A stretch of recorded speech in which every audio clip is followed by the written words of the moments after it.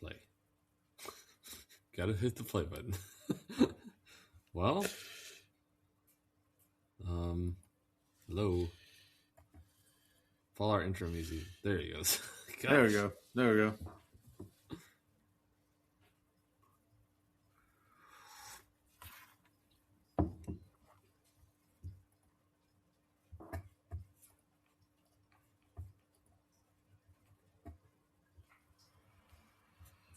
Welcome to Dem Boyz, a podcast that has withdrawn its name from the running for the Cleveland Browns head coaching job.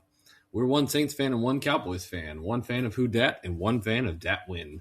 We're here to give weekly takes, game recaps, bad betting picks, game previews, and the occasional Seinfeld reference. Our patron Saint/Cowboy of the week is safety Jeff Heath. Jeff Heath grew up in Michigan, attended Lake Orion High School, where he was a multi-sport athlete in football and soccer. As a senior, he played nearly every role on the football team, defensive back, wide receiver, kicker, and punter, earning team captain honors and All-North Conference recognition. Lightly recruited, Heath accepted a partial scholarship to play football at Saginaw Valley State University, NCAA Division II program, where he majored in criminal science and continued to develop as a defensive back. He went undrafted in the 2013 NFL Draft and then signed with the Dallas Cowboys and quickly carved out a role through special teams and defensive versatility. Made the roster as a rookie, saw significant playing time, started 9 games in 2013, and led the team in special teams tackles, though his early career was marked by inconsistency in pass coverage. That's putting it nicely because Calvin Johnson torched him and among others for like 300 yards receiving. He was the one who was like the poster child for that game. So okay. Over the next several seasons, Heath remained a key depth player, contributing on defense, special teams, and in the postseason, including notable playoff performances in 2014 and 2016. His toughness and range were evident, though his aggressive style also drew scrutiny, most notably following a 2015 collision that ended Ricardo Lockett's career. Heath's career peaked from 2017 to 2019, where he became a full-time starter in Dallas, starting nearly every game and posting career-best numbers in tackles and interceptions while earning solid grades from Pro Football Focus. After 7 seasons with the Cowboys, he signed with the it would have been the Oakland Raiders back in 2020, right? Yeah, I think so. And then the Saints in 2021, where he primarily contributed on special teams and limited defensive snaps. Across his NFL career, Heath appeared in 135 games, 59 starts, 395 total tackles, 11 interceptions, 1 sack, 5 forced fumbles, and 1 fumble recovery. In 7 years in Dallas, he had 346 tackles, 8 interceptions, 1 fumble recovery. With the Raiders in 2020, 37 tackles and 3 interceptions. And with the Saints in 2021, 12 tackles and 1 sack. Heath now resides in Michigan with his wife, Paige, who is a former Dallas Cowboy cheerleader, and their children. And as of September of 2025, he has joined the football coaching staff at Lake Orion High School. I'm Paul, the Saints fan. I'm Brandon the Cowboys fan. We're your host, Izzy. Let them know what time it is.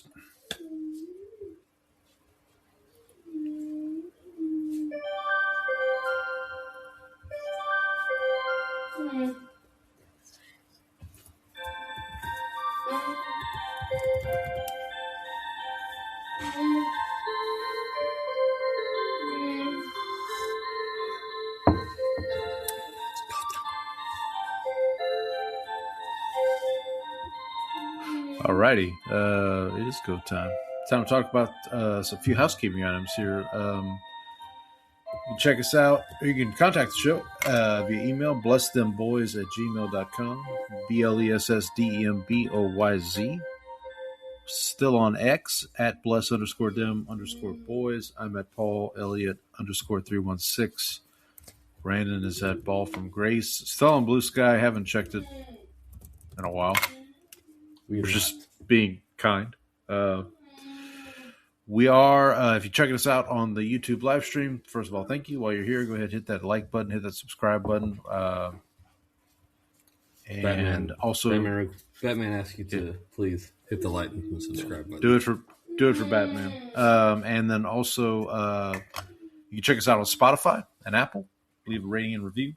Tell your friends, tell your enemies, tell the bots. We had the bots help us out on our intro today. We did. Shout out to our co-author, our friend Chat.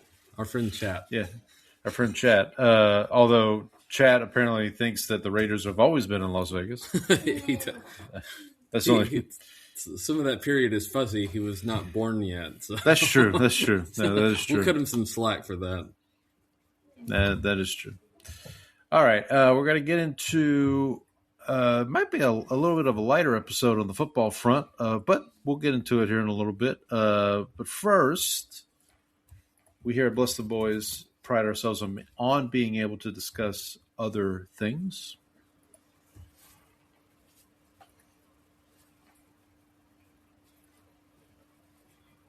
The audio clips don't want to work today, Paul. Somebody wake up George. What happened to George? There he goes. All righty, Brandon. What? Actually, you and I have a common we do topic to discuss, but we'll get to that in a little bit. But yeah, I'm going to save that for last so that we can segue into and we can do a little bit of a crossover there. There you go. Good enough.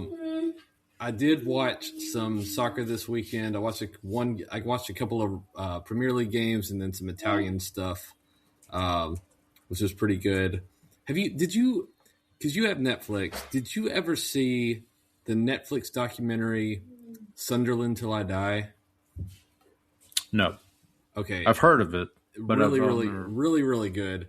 But it's about this, like, they were a Premier League soccer team and they ended up getting relegated into the championship and then again relegated into League One. Was that right? But so they had gotten relegated like multiple times and then could not get back up into the Premier League, which like they're a pretty storied franchise or like a pretty big franchise. They have a huge stadium. And so like the whole thing was about the money problems for these owners and how the fans were like suffering through this. And so Sunderland is now back in the Premier League this year. And so I watched them. They've been really good at home, but they have not been played really well on the road. So I watched a road game with them against West Ham. And West Ham, who's also in the relegation fight this year, basically like tore them apart. Just like I think they were up 3-0 at halftime. And so that was This sounds like real life Ted Lasso, like Richmond, like something like that. Something like that. Kind of like I don't know, like in the Ted Lasso universe, Richmond is not a storied franchise, but they are a right. Yeah. But I think you'd like the documentary. I really enjoyed it, and I think that was like. Now, this is different from. Is it Wrexham? Is that the one Wrexham is the one, and Wrexham was even lower tier, and they were like very, very small. Sunderland is actually like a big club. They are actually owned now. You would appreciate this. The person who bought them from these like owners that were kind of shifty is hold on, let me look up the name because you will recognize the last name, but I can't remember if it's both names or not. Let me see. So Sunderland AFC's owner is Mandelbaum? No. Kirill Louis Dreyfus. Oh, there we go. Yes, related. They are related. Nice. So if you're interested, I would recommend that show. So I watch soccer. I listened to a couple of Kanye albums. I listened to Watch the Throne, which is okay, not really my style. I did listen to what's the song you sent me? Devil in a New Dress. Yeah, I did listen to Devil in a New Dress. Good. It's good stuff. Huh? Banger. Wait, as I told you via text, like this could be our new segment: middle-aged white guys review 10-year-old or 15-year-old rap music. Yeah, we're still workshopping the segment name. right. Hip replacement hop. So there we go. That's pretty good. That's pretty good, actually. We'll work on it. We'll ask ChatGPT to come up with a name for it. There we go. So I did watch that. I listened to that, and then I started kind of listening to some of the 2026 new stuff that's coming out. Didn't find anything I loved, but I did pick up a few albums off the new. What's his name? I don't know anybody's name today, Paul. Be careful. I might call you something not Paul. Zach Bryan, the new Zach Bryan album. So I picked up it. So I decided to start whenever I like a song that comes out on an album this year, just throw it onto a playlist, like best of 2026, and see what happens at the end of the year.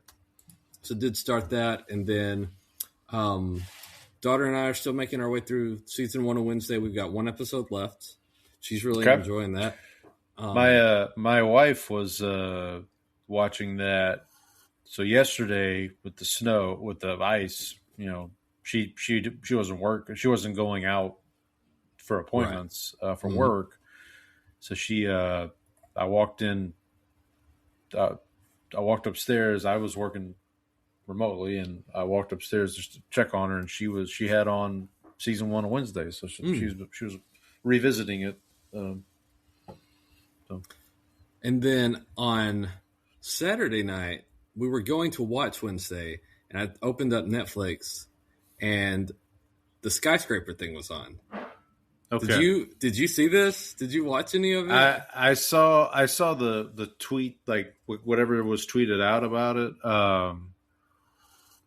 That kind of stuff doesn't do it for me for some reason. It was insane, man. No net, no safety, no nothing. Climbing a skyscraper. I mean, my wife, who really enjoys rock climbing, was super into it. And I was there you go. I was intrigued, but so we watched. She watched pretty much the whole thing. I watched bits and pieces of it. Where was the building he was climbing? In Taiwan. It was in Taiwan. Okay. Yeah, because it was middle of the day over there, and so Right. Okay. So it reminded me of the Mission Impossible. I forget which one it is. It's the one with Jeremy Renner where Cruise is on the side of the building, and he's got he's got those gloves that that make him stick to the. I forget the name of the bit, but it's in the Middle East somewhere. Burj Khalifa. Yes, Burj Khalifa. Yeah, that's what it was. Yeah. So this building, it starts out angled in, and there's also things that you can grab on, so you can see that he has. I mean, it's metal, so obviously you're oh well, it has handholds, but it's also metal, so he's chalked up and stuff. But then it goes up, so it angles up, and then it has these little things, and they're angled out like this, and so he's climbing and having to go he's gravity's pulling down. So we watched that, a little bit of that on Saturday.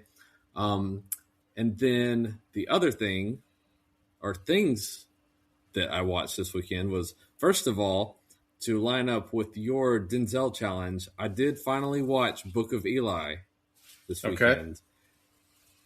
I understand your comparison that this was the best possible version of a sci-fi TV movie. So it didn't quite age very well in terms of the effects. I mentioned last week when I talked about it. It blows my mind that Gary Oldman, Denzel, and Michael Gambon, who was he was Gandalf, or not Gandalf, he was Harry Potter, Dumbledore. Yeah, he was Dumbledore. These are the folks that are in this movie. And Mila Kunis. And Mila Kunis. Yeah. Then there's also a character in there that I recognize that I don't think you wouldn't have recognized, and my wife did not recognize. But I was looking, I was like, this guy's familiar, and he was Cheddar Bob in 8 Mile. Oh yeah, no, I would not have recognized. That's not a. I I thought you were going to go with like a Seinfeld. Did I miss a Seinfeld? It was not a reference? Seinfeld. Cheddar Bob is not a Seinfeld reference. But I think what makes it look like a sci-fi movie is like how they tried to make it look like dystopian.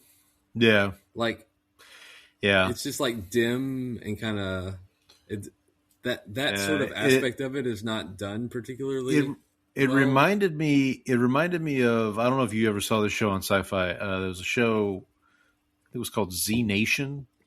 Came out like right around the time that like is that like a zombie thing? Yeah, it was like Sci-Fi's answer to Walking Dead, where like the cheap knockoff version. Basically, it was like the Temu version of Walking Dead. Yeah. But like the what you're describing, like the lighting and stuff, yeah, it reminded me of that, and it's just like I don't know why, because again, like Denzel was, I'm trying to think I think right after that movie he does Flight, which is really good. Mila Kunis was like at the height of her powers. I guess Inside Man probably would have been a couple of years earlier. 06. Right? Inside Man's 06. This was like 2010, I think. Yeah, this is like 2010. I guess I could look up Denzel's filmography here. The Book of Eli did win 3 awards. I wonder if they were Razzies. Let's see. What did it win? It won. Okay, so it won Best Science Fiction Film. I'm sorry, it was nominated for Best Science Fiction Film at the Academy of Science Fiction, Fantasy, and Horror Films. Okay. These are not Academy Awards. That's what you're telling me. It also was nominated for Best Picture at the Image Award, the NAACP Image Awards. Mila Kunis was nominated for a Teen Choice Award. Yeah, so no Razzies for this one. Denzel and Mila Kunis were both nominated for a Scream Award, like SCREAM Scream Award. I didn't realize we were talking about Walking Dead, but Greg Nicotero did the makeup, and he worked on Walking Dead for years. He was one of the he was responsible for the makeup in Book of Eli. Somebody else was in this movie that I thought, yeah, that's he's a really good actor too. Oh, Ray Stevenson. Yeah, Ray Stevenson. He's Tom Waits. Tom Waits is in the movie. Yeah, he's the bartender, I think. Yeah, the guy who's like he runs kind of like the curio shop sort of thing where. Yeah, we talked about Jennifer Beals, who is the Mila Kunis' mother. She stars in Devil in a Blue Dress, which came out in 95. I did want to look up real quick. So Denzel, where's he at here? Where's his credits here? Let's just take away. So he does this movie in 2010. After this movie, he does Unstoppable with Chris Pine, the train movie. Wait, Chris Pine? Chris Pine. I get him and Chris Pratt mixed up. Then he does Safe House with Ryan Reynolds. He does Flight, Flight's good. Then he does Two Guns with Marky Mark. And then he does the first Equalizer movie. So he's in kind of a off and on period. The movie he did right before Book of Eli was The Taking of Pelham 123, which is a remake of a. Right. I talked about the original on the show a couple months ago when I watched it. So Inside Man's 06. And then he does Deja Vu, which I've talked about on the show. And he did American Gangster. Right. He does those 3 movies in a row. Oh, man. American Gangster was great, too. It was disappointing at the time, but I rewatched it within the last 3 months or so. And, yeah, it's good. I wanted to point out today, your 2 alma maters played against each other. Oh, they did basketball. Yes. How about that? Stephen F. Austin edged out Northwestern State 69-67. So you got Nice. the two Nice. you got the two meme numbers in there. There we go. 69 and 67. There we go. Oh man. And then the final thing that I watched, which we will talk about, I believe this was number 2 on the New York Times 100.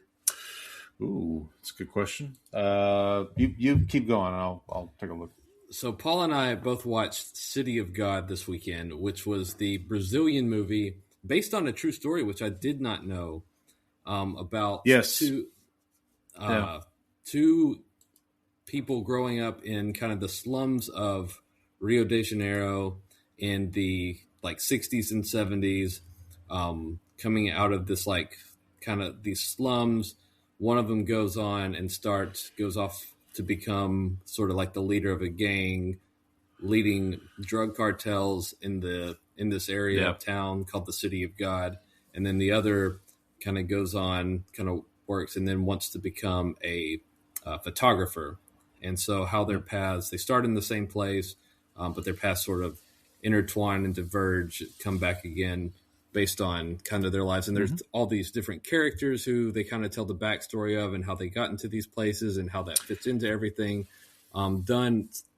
It's not a documentary style, but there is some elements of that into the way it's done. But really, I mean, this movie is pretty gut wrenching in some places. Like the scene where they're going to get the kids and there's 2 kids there. 2 kids get left, and then one of them, they hand the gun to the kid and make him choose who to shoot. Yeah. That's pretty brutal.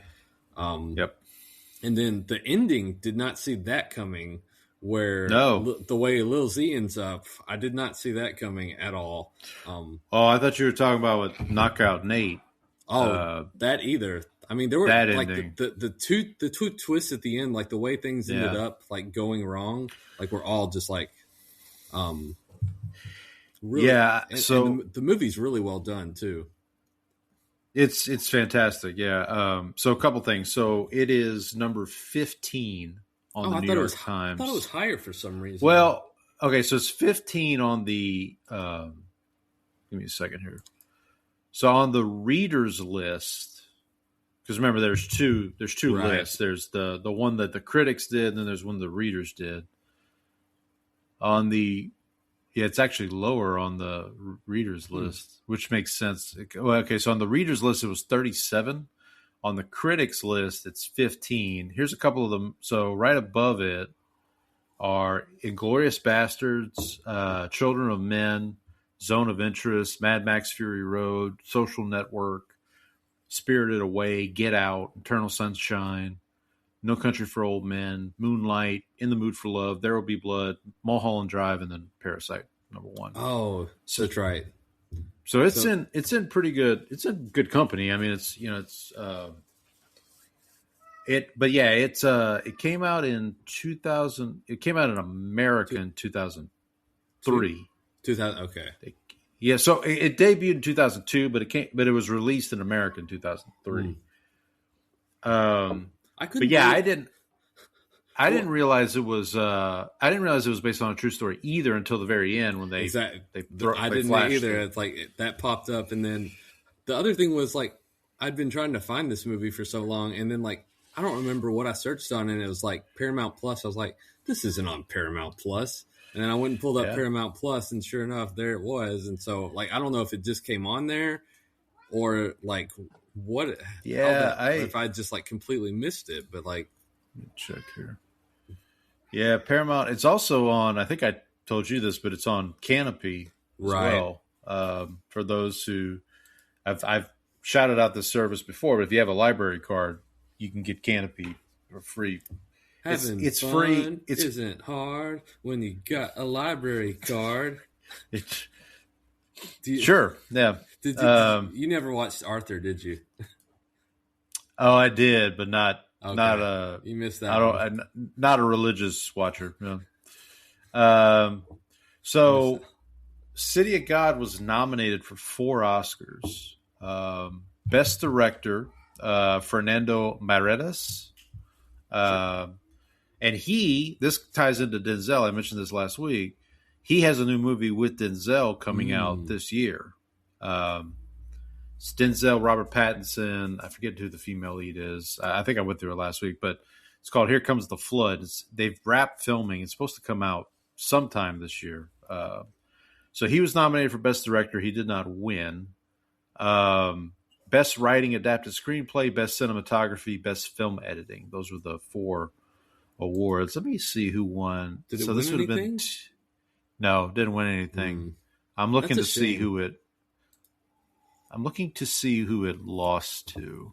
You know, the one thing that's interesting, like this is us.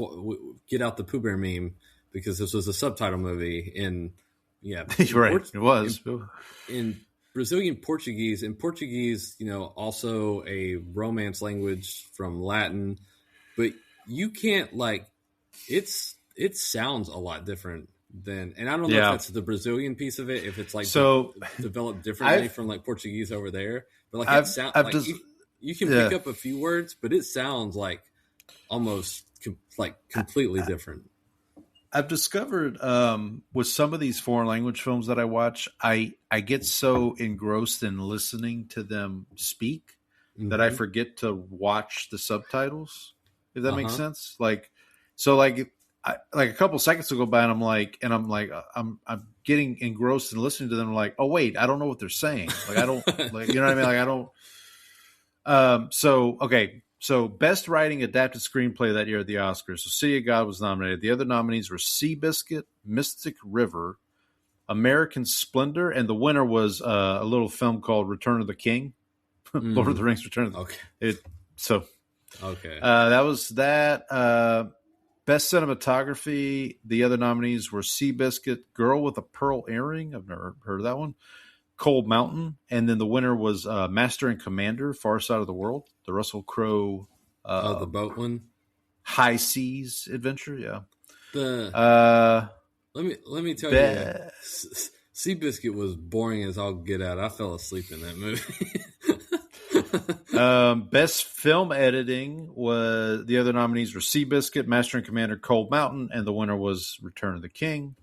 And then Best Director, This was Peter Jackson. This was the year that movie basically it was the career. It was the career achievement basically. Yeah. You made these great movies and So Peter Jackson won Best Director for Return of the King. Fernando Meirelles was also nominated. Sofia Coppola was nominated for Lost in Translation.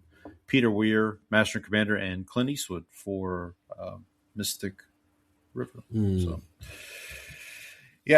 then this director, Meirelles, he also directed a movie called The Constant Gardener.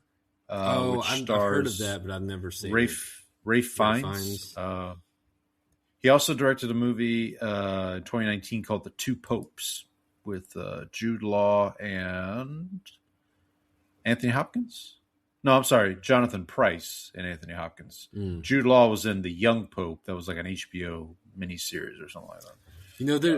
There's a couple of movies this year, because you talked about the Denzel one coming out in theaters. There's a couple of movies that I'm actually going to try to make a point to go see in theaters. The Odyssey is obviously one of them. Well, we got that's and gotta then happen. The other thing is I'm not a Marvel guy, but I actually want to see, because I like the Doom character. Okay. And so Victor Von Doom / Dr. Doom. I got a feeling that movie's gonna just stink. It's just gonna. I mean, because think about I don't know if did you watch all the way up through Endgame? Did you catch that wave or no? So I was slow catching on to it. So in 2008, when Iron Man came out, that was the first movie, obviously, of the MCU. I was working at a movie theater. So I got to see that, and I got to see Incredible Hulk, the Edward Norton Incredible Hulk,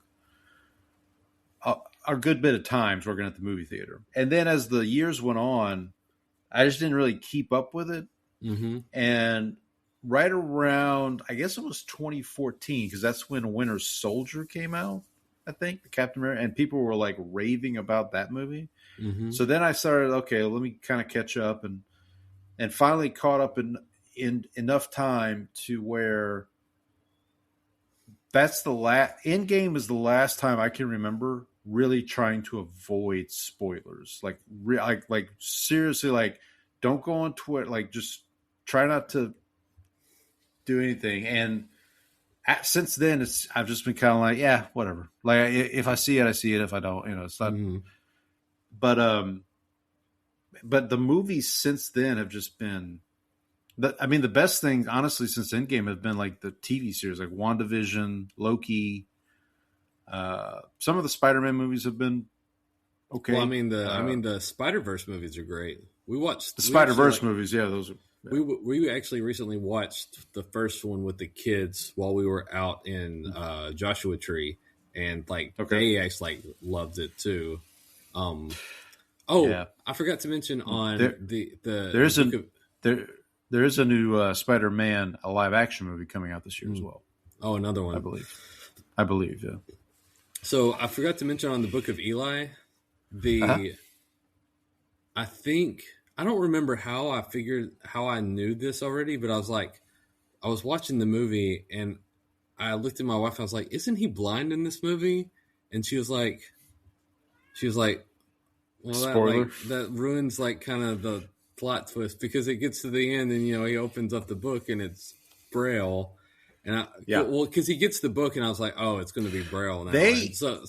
So they don't. That's the other thing about that movie is they don't really do a great job of explaining what the apocalyptic event was. No, it's very was the war and then the sun. Yeah, it's just like up.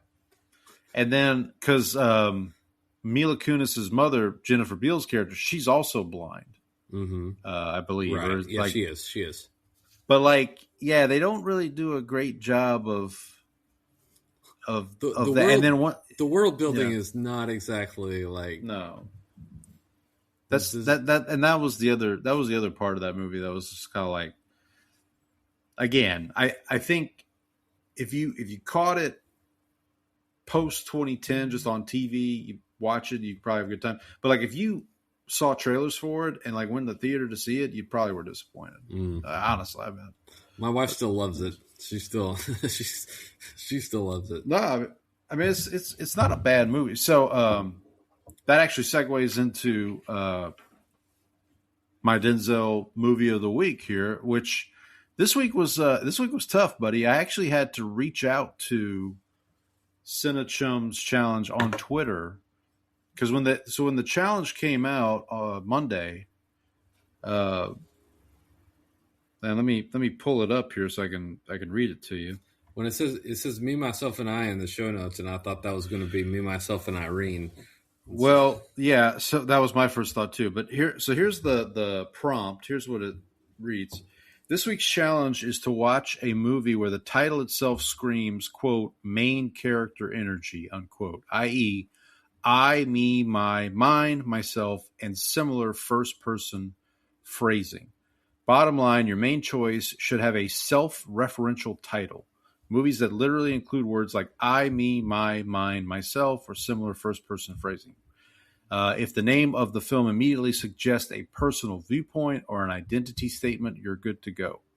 As a get-out-of-jail-free card, if you're struggling, we also are opening the door to titles that hint at inner thoughts, personal reflection, or direct address. Diaries, confessions, monologues, speeches will also count, as well as the title clearly suggests a first-person or self-focused perspective. Now, when I first read this, I started thinking, well, if the title of the movie references a character, so like Antoine Fisher, Roman J. Israel, Malcolm X, that has to count, right? Well, then I read along a little further. It says named characters don't count this time because apparently they did. We had a named characters challenge fairly recently. Not this. I think it was at the end of 2025. So I literally tweeted at Cinechums on Twitter, and I was like, Okay, so these movies don't count.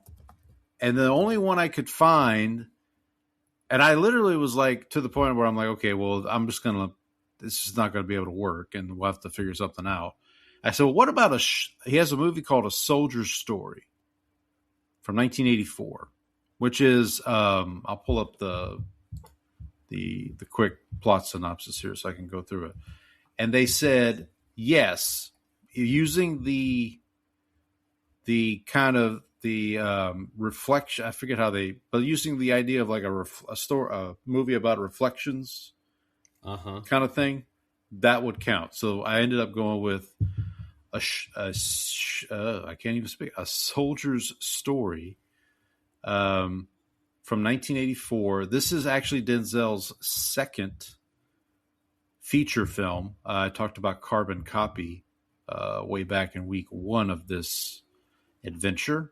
And also, fun note here, this is the first movie in this venture with Denzel that was nominated not only for an Oscar, it was nominated for Best Picture in 1985.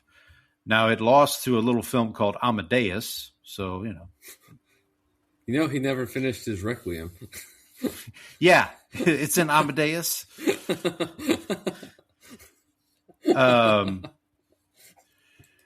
But this also is the first film in this of these 5 that I've watched where Denzel's not really the star of the movie. He's really a part of a bigger cast. It is directed by Norman Jewison, who also directed In the Heat of the Night, the film In the Heat of the Night from the 70s that starred Sidney Poitier. And actually the lead actor in this movie, Howard Rollins, would go on to play Mr. Tibbs in the television version of In the Heat of the Night. And he's really the star of the film. So basically, let me read the synopsis here for you.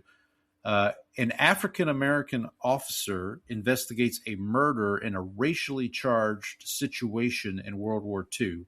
So to kind of go a little more into detail, there's an all-black squad that's on this military base. It's actually in Louisiana.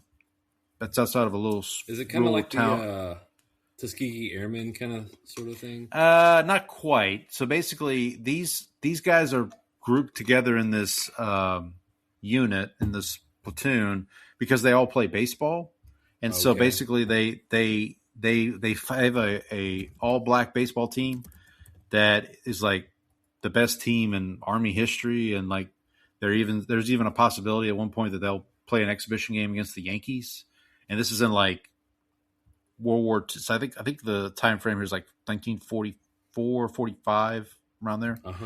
Anyway, so their sergeant gets murdered. He goes in, like the movie starts and you see he's in town. And again, it's kind of a racially charged environment because it's the 40s in Louisiana. And he gets murdered. You don't know who did it. So they assign Howard Rollins' character to come and investigate, to figure out, who murdered their master sergeant or their sergeant. And basically the majority of the folks on the base are African-American, but like all the lieutenants are white. So, and they make it very clear to Howard Rollins that, hey, we don't want you accusing folks in the town of this murder. And there's talk of like the KKK. There's like all these different elements going on. So Denzel plays one of the members of this platoon, I guess, or of this squad. David Alan Grier is also in this film. It's like very early David Alan Grier. I think this is very early for everybody. For most, very early for everybody. The sergeant that is murdered, and then they kind of show him in flashbacks. The actor's name is kind of an unfortunate name. His name is Adolph Caesar. I was like, I had to check this like 3 or 4, yeah. But I will say, phenomenal actor. That's in the like role. that's like Hitler. He wore in the Charlie Chaplin mustache for everybody. You can't do that one. Yeah, You can't do that anymore. yeah, you're not wrong. You can't be Adolf. It also the film score is also done by Herbie Hancock, who's obviously a famous jazz pianist. So Patti LaBelle has a guest appearance. She plays the owner of a club, basically the club in town that they all go to when they're off duty. Is called Big Mary's, and Patti LaBelle plays Big Mary. Big Mary. So, yeah. So I would definitely recommend checking this one out if you have a chance. I actually found it on YouTube. There's just a version of it on YouTube, so okay, you get a second to check it out. But yeah, like I said, very early Denzel. So this is only his second feature film. The film gets nominated for Best Picture for what it's worth. I could definitely see in 1984 this movie being nominated for Best Picture, if that makes sense. Like it definitely speaks as one of a film of that type. I would recommend it if you get a second. If you get a second to check it out. So onward and upward. So we're 5 down, 47 to go. Yep. I guess technically, if this new Here Comes the Flood comes out, I'm going to try not to use that one if I don't have to. I don't even know when it's coming out, to be honest. I'm guessing it'll be like the fall sometime. So, but yeah, so that's that. I'm trying to think if there was anything else. I didn't watch any. I didn't catch up with anything for 2025. The Oscars. Did we talk about the Oscars at all last week? I don't think we did. I don't know. I think we talked about the nominations because I think didn't we talk about Sinners because that had 16. Correct. It broke the record. How many do you think it wins?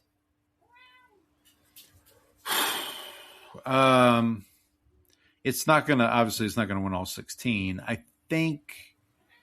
I feel like so actually. You'll appreciate this. Underdog, where I'll talk more about them in a little bit because I did place a wager. Play some wagers there. But they on Underdog now you can wager on the Oscars. They have odds for like Best Picture, Best Director, Best. So okay, this may actually get me to watch the Oscars. So Sinners is not the betting favorite in Best Picture.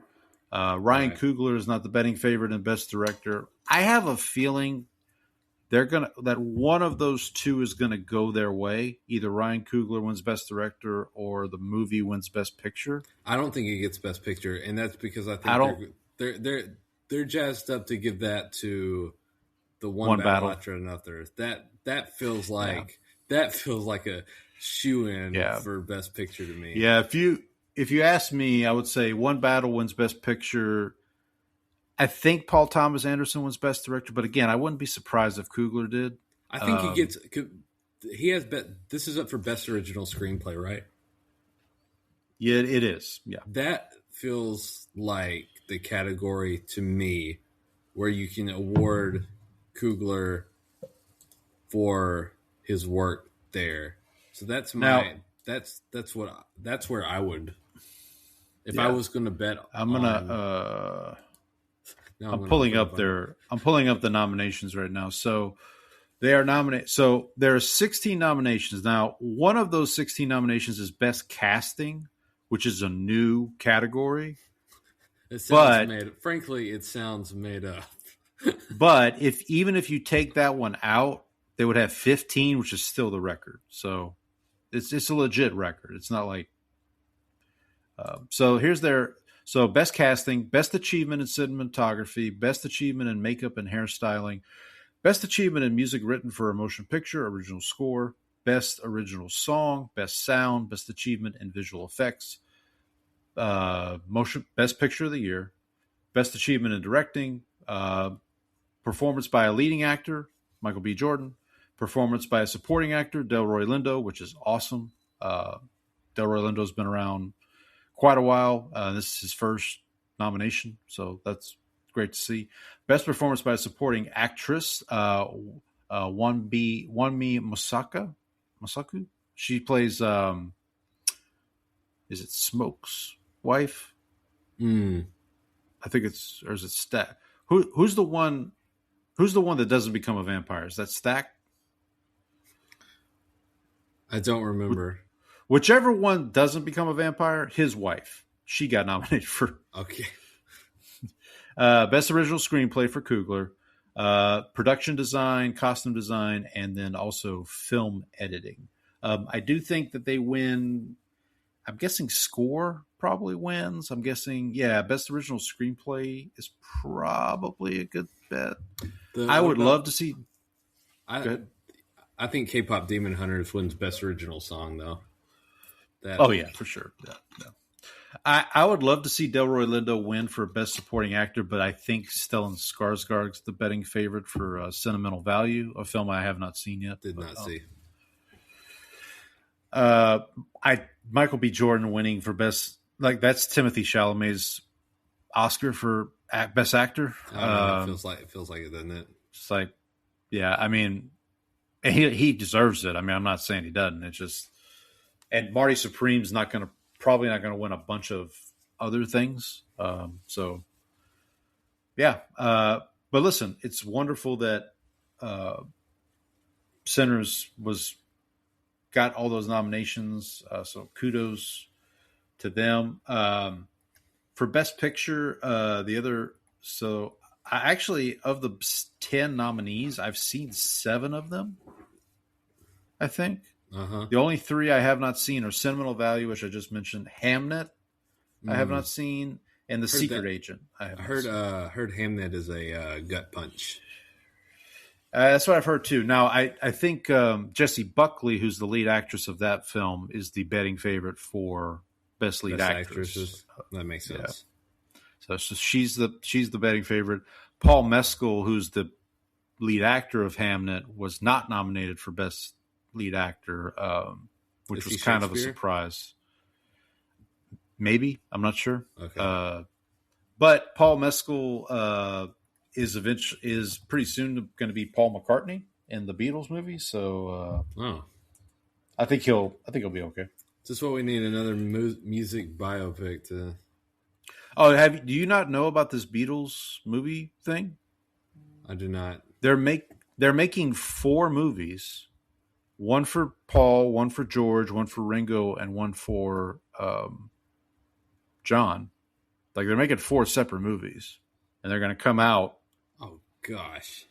Yeah, it's a thing, man. No thanks. It's a thing. But yeah, no. Paul Mescal is Paul McCartney. Harris Dickinson, I think, is one of the other ones. George Harrison. They could all have the same name. Joseph Quinn is. Hang on, let me get the cast of the list here. Joseph Quinn is George Harrison. Joseph Quinn was Johnny Storm, the Human Torch in Fantastic Four, most recently. Barry Keoghan is Ringo Starr. Barry Keoghan was in Banshees of Inisherin. He was in the Batman. He played. Was he the Joker? No, Riddler? No, Riddler was Paul Dano. Paul Mescal is Paul McCartney, and then Harris Dickinson is John Lennon. Harris Dickinson was in. Is he in the Iron Claw? Yeah, he was in the Iron Claw. He played one of the Von Erich brothers in the Iron Claw, I'm pretty sure. But anyway, I'm excited for the Oscars this year. It's actually the day before my birthday, March 15th, so I'll be checking it out. That's my mom's birthday.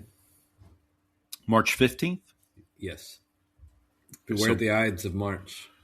There you go. Yeah. So we'll be watching the Oscars, be getting ready for that. City of God, good movie. Check it out. Anything else we want to talk about before we get into some football? Nope, we can get to the actual sports portion of the show now that we're an hour in. Almost an hour in, yeah. All right, so no college football to talk about, I guess. Nothing. I don't think anything Nothing. exciting happens. Like not even the. No. Oh no! If there's one thing, did you see that Okay. Diego Pavia measured in today? Yeah. Diego Pavia is not, in fact, 6 feet tall. He is my height. No. So good luck, buddy. The best tweet I saw about that was Mina Kimes retweeted his measurements and said, "I need to get a picture with him at the combine or something like that." So shout out to Mina Kimes. Yeah, Senior Bowl's going on right now. Actually, I missed it. The East West Shrine game was on tonight on NFL Network, but I forgot to tune in. We should get to. Do you want to, before we go to the game? Do you want to do news and notes after the games or before the games? I feel like there's a couple of things we can. What the hell? Let's do it before. Okay, so change up a little bit. So the there's a new Pro Bowl. There's a new Pro Bowler announced the other day. Oh my god! Which is completely discredited the Pro Bowl as any sort of okay. So at all. So actually, I wanted to hang on. I wanted to have. I definitely wanted to have this conversation, but I meant to look up the. You continue. I'm just going to look something up here. Well, the Browns quarterback, I think Mel Kiper is pretty happy now, given that the quarterback that he had ranked so highly has made vindicated. The Pro Bowl, vindicated Mel Kiper after all these years as Shadur Sanders, Cleveland Browns 5th round draft pick, was named to the Pro Bowl this week, thereby rendering the Pro Bowl, as I said, useless. Okay, any sort of actual merit. So, the original 3 quarterbacks selected for the AFC were Josh Allen, Justin Herbert, and Drake May. Okay. So, Drake May obviously can't play because he's going to the Super Bowl. I'm guessing Josh Allen and Justin Herbert. Well, Josh Allen's about to have a kid, so like he's probably got better things to worry about. Herbert, I think, is hurt. I think he's got nagging injuries. Well, so then I started the offensive line he played behind. Yeah. So after that, because I somebody brought this up on Twitter. They're like, okay, so after that, okay, so then you say, okay, well, who in the AFC are you going to go to? Are you going to ask Tua? No. The Jets quarterback? No. I guess Burrow, CJ Stroud.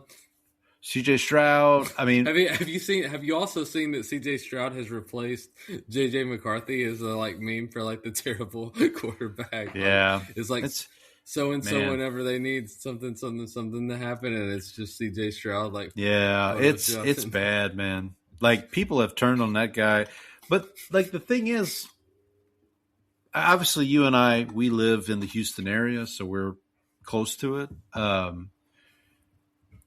It felt like there was at a tipping point with him because the defense for the Texans is so good. It's been so good this season. And like we said on the show, we're like, if he can just play mistake-free, he didn't even have to be spectacular. He just got to not turn the ball over 5 times or whatever he did against the Patriots. Narrator, he did not play mistake-free. He did not, yeah. Spoiler alert, he did not. But, getting back to the... He had 8 turnovers in the 2 playoff games. Yeah. Not going to win doing that, buddy. Yeah, and but getting back to the Pro Bowl thing, so it's okay, so you're not going to ask... Mahomes tore his ACL, so he's out. Bo Nix broke his ankle. He's gone. The Geno Smith, you're not asking him. So you're getting down to Aaron Rodgers, Joe Burrow, I bet Joe Lamar. Burrow, some of these people probably said no. Exactly. That's what I'm saying. And then, by the way, the game's kind of a joke anyway because it's not a game. It's just this flag football crap that. I like to watch the challenge stuff they do now. That's the fun part for me. That's always been the best part of this. Yeah. They took that away back because they used to do that in the 90s. And that was the fun thing to watch was them throwing it, moving targets and stuff. Now that they brought that back, that's the best part of Pro Bowl weekend anyway. I don't actually need to see them play flag football. So do you think Dylan Gabriel was what the hell? Maybe they asked. It would be funnier if they asked Dylan Gabriel and he said no, and then they gave it to Shinto. By the way, kind of pivoting off of that, the Browns remain one of 3 teams yet to hire a coach. The Cardinals and the Raiders are the other 2. What do these 3 teams have in common, Paul? Is that the top 3 picks in the draft? It's Raiders. I was just going to say that nobody wants those jobs and that they're like unmitigated disasters that you're walking into. Well, I had I found this one interesting today. So the Bills, as of today, the day we're recording this, promoted really Joe Brady, their offensive coordinator, after kind of a lackluster search. I mean, they didn't really. It reminded me, no offense to you, but it reminded me of the Cowboys search from last year. It was like not a very inspiring group, and then we'll just promote the OC. We'll just promote the offensive coordinator. Now it worked out for you guys. Well, it turned out I think what ended up happening, what you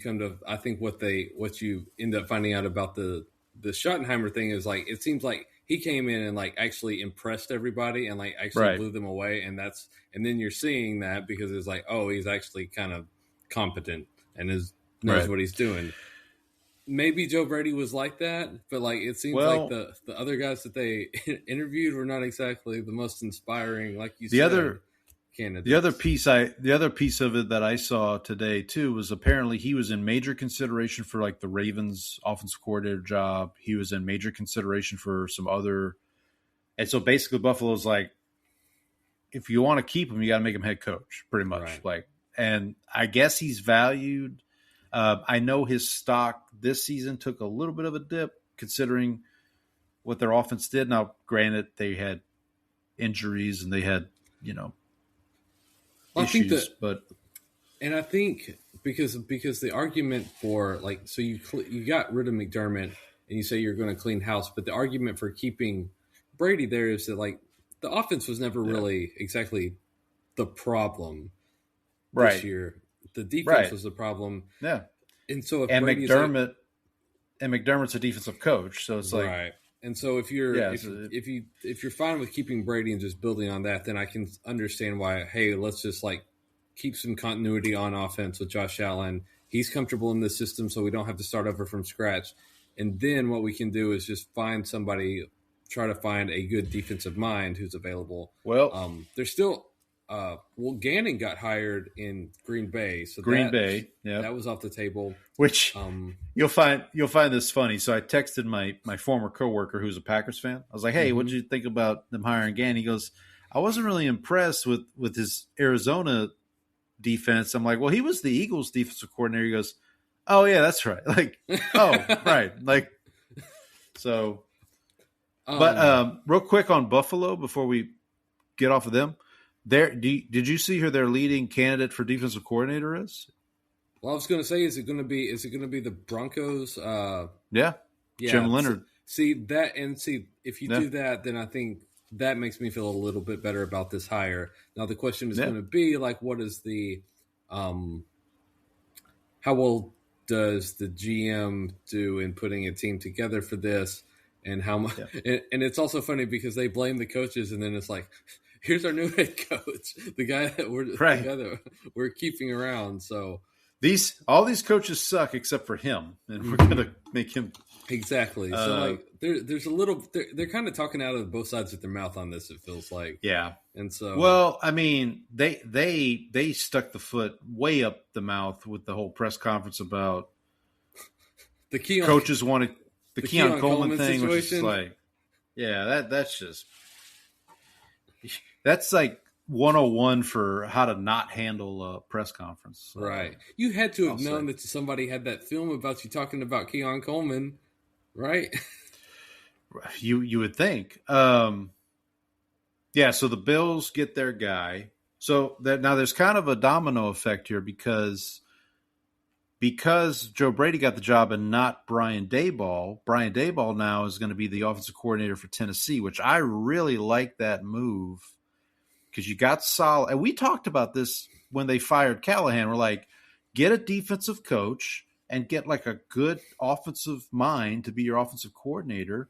And that's kind of what they've done. They've got solid at the head coach. They've hired Daboll as your offensive coordinator. Your guy, White Cotton from the Cowboys, looks like he's going to be the defensive coordinator for Tennessee. I kind of like what they're doing with the Titans with that team.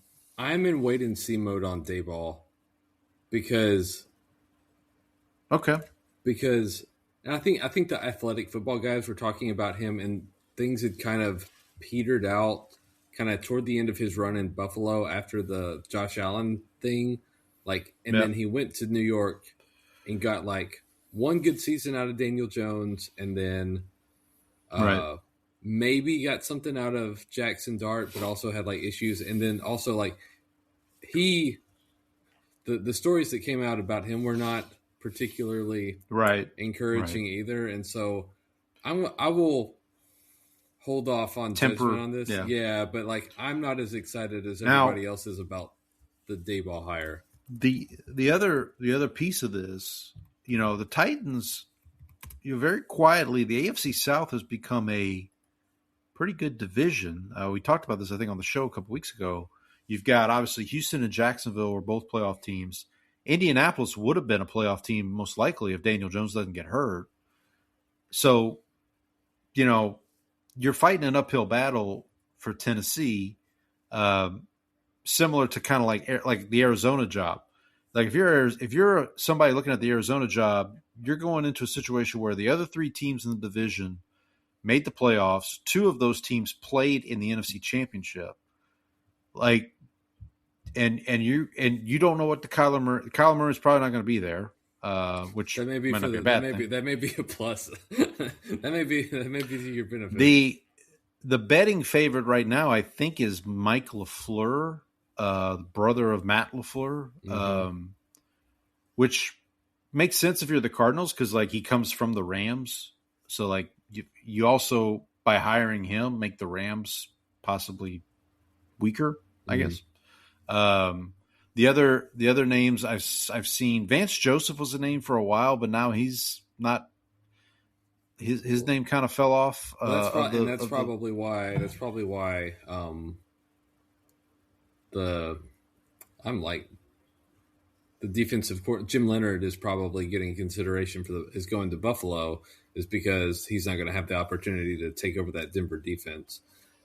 We should also point out. Aaron Whitecotton also bald. So the Tennessee Titans are going. Yes, they're going 100% in on the dome. The Costanza coaching staff here. Yeah. Is anybody still holding on to the remnants of a once proud head of hair? Yeah. Great civilization. Apparently, speaking of the Cardinals, they did interview former Commanders coach Ron Rivera for the job. What about Cliff Kingsbury for that Cardinal job? Yeah, so where is Kingsbury going to end up, do we think? Is he I mean, he's probably going to be an OC at this point, I would think, unless the Raiders are just like, here you go, Cliff. Come be the... What about Kansas City? Well, no, they hired Bieniemy. Oh, they did. They saw fired Matt Nagy. Well, I saw the firing, the saw firing of Nagy, and then I never saw that they hired Bieniemy.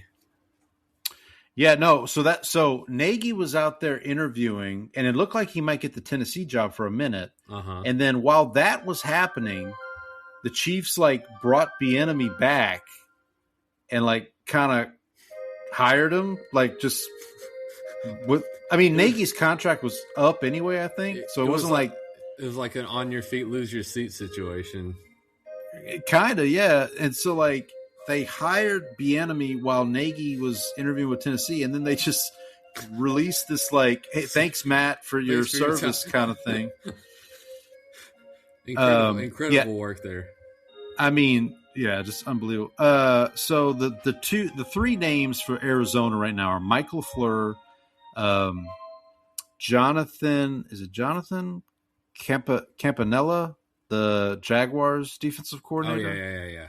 I'm sorry, Anthony Campanile. Campanile. And then Raheem Morris, who just got fired in Atlanta, is another name that's been out there. Really inspiring list we got there. Yeah, I mean, it feels like it's going to be LaFleur. I think the betting odds I saw. Who's the favorite? Who's the favorite on the Raiders job right now? I think it's Clint Kubiak. Now the problem there is you got to wait until February 8th or 9th because you can't talk to him during the Super Bowl. Raiders coaching favorite. Because we talked about this with Trang last week about they might lose. They may lose Kubiak to the Raiders. I'm trying to think of the other names I saw with the Raiders. Oh, Davis Webb, So that's an interesting situation. So Davis Webb right now is the Broncos like QB coach, but he's a very hot name in this cycle. The Broncos today fired their offensive coordinator Joe Lombardi, who was with Sean Payton in New Orleans. So it's possible that they'll just promote Davis Webb to offensive coordinator. The other name that has been thrown out there is Mike McDaniel. Now, Mike McDaniel officially has become the offensive coordinator for the Chargers. Like he had his press conference, he did the whole thing. The understanding for a little bit there was like he's going to be offensive coordinator for the Chargers if he didn't get a head coaching job. It looks like he's kind of resigned himself to not getting a head coaching job. So yeah, according to Jamie Eisner on Twitter, he is the COO and managing editor of the Draft Network. He posted some odds a couple days ago. Okay, so here's the update. This is from 10 hours ago. Updated odds for next head coach. So for the Cardinals, Mike LaFleur is minus 350. Davis Webb for the Raiders is minus 120. Kubiak's still plus 100, so it's not like it's my guess is that if Davis Webb decides to stay in Denver, then the Raiders are just going to wait for Kubiak. Where are you looking at the odds? This is on Twitter. I'm actually here. I'll retweet it now, and I'll tag the show. I'm retweeting it from my my account. Yeah, really? Kalshi has Kubiak as 74% chance. Okay. What about Davis Webb at 11%? Yeah, so I just retweeted it at our account. Yeah, and like I said, this was 10 hours ago, so I mean, this obviously could have changed. And then Cleveland, it's kind of a cluster. So the thought right now is that they're just going to promote. We think we talked about this last week too. They're just going to promote Jim Schwartz, who was their defensive coordinator. And the hope is that they could possibly bring in Todd Monken as offensive coordinator. There's been talk of basically the idea is that the owner has said they want whoever they hire, they want Jim Schwartz on the staff. Right. So that's been a problem for people who want to hire their own staff. Right. Because the one outside name right now is this guy who is the Rams offensive assistant, Nathan Scheelhaus. Yeah. He's been I think he's been kind of a hot name too. He's been So I think so what I've heard on him is that he is like very highly regarded as like a very brilliant offensive mind, and that like the fact that he hasn't necessarily called plays is not necessarily that's a lot of people. You kind of want that in somebody who's going to take over your offense, but he's so smart that you might have to kind of buy early on him. Well, I mean, he's been working for McVay, so I mean, it's like, are you really going to call plays when you're? Well, he was also in college, and like the people that like the coach who he was under, I don't remember where he was, but like he said that they would meet. He would make him meet with him every week just so that he could pick his brain because like the coach was so like impressed with his like ability. Let's see. Nathan Shield, how he played quarterback at Iowa State for what that's worth. He was at Iowa State. He was the OC. Okay. Yeah. Yeah, that so was Matt with Matt Campbell. That was under Matt Campbell. And he was with Iowa State from 2018 to 2023. Last season he was a offensive coordinator, and he's been with the Rams since 24 as an offensive assistant, passing game specialist type. So at Iowa State, he would have worked with Brock Purdy, probably. Oh. I'm guessing at some point. We'll see what happens with Cleveland. Again, the challenge is if you want to talk to Clint Kubiak, you got to wait now until after the Super Bowl.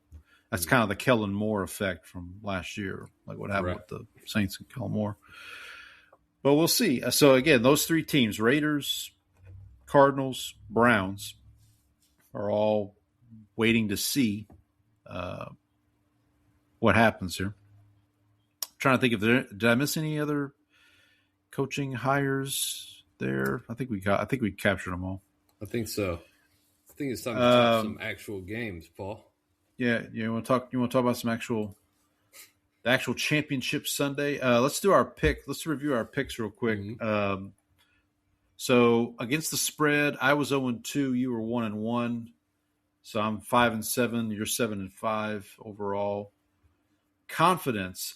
We were both 2-0 in the confidence. I got 5 points. You got 4 points.